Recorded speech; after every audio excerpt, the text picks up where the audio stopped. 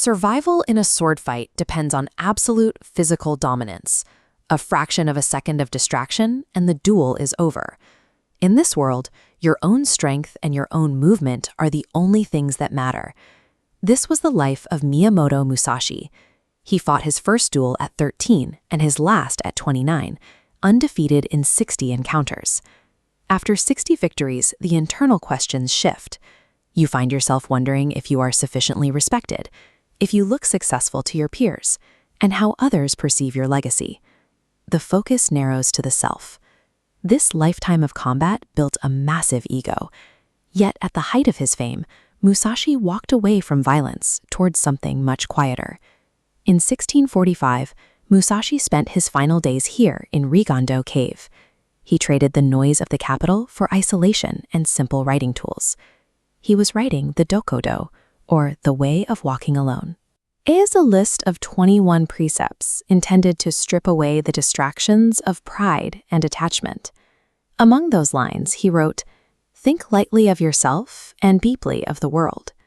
For Musashi, the final victory wasn't over an opponent in a foggy forest.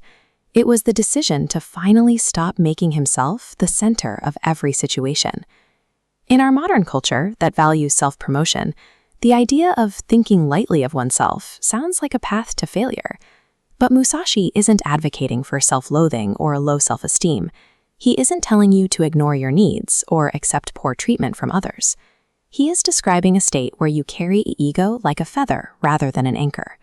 You exist in the room, but you're no longer the primary focus of your own thoughts. The difference is simple. The ego asks, "How do I look?" Wisdom asks, "What is true?" Take a manager receiving blunt public criticism.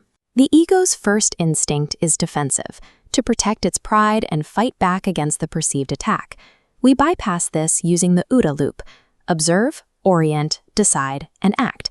In the first phases, you treat criticism objectively, looking at facts rather than perceiving a threat. With a quiet ego, you decide based on reality, implementing changes without emotional baggage.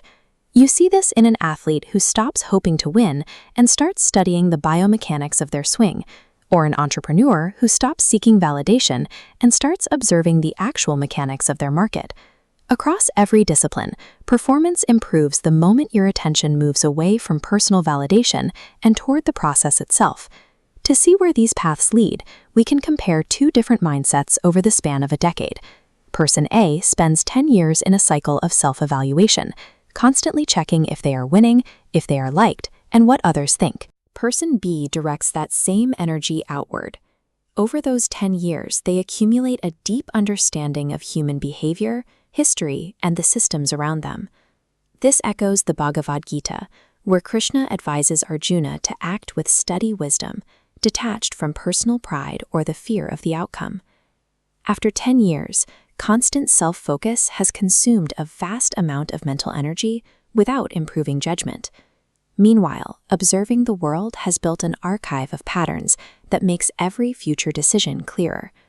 Musashi found this truth in the silence of Rigondo Cave, far from the duels that made him famous. Ego grows so loud.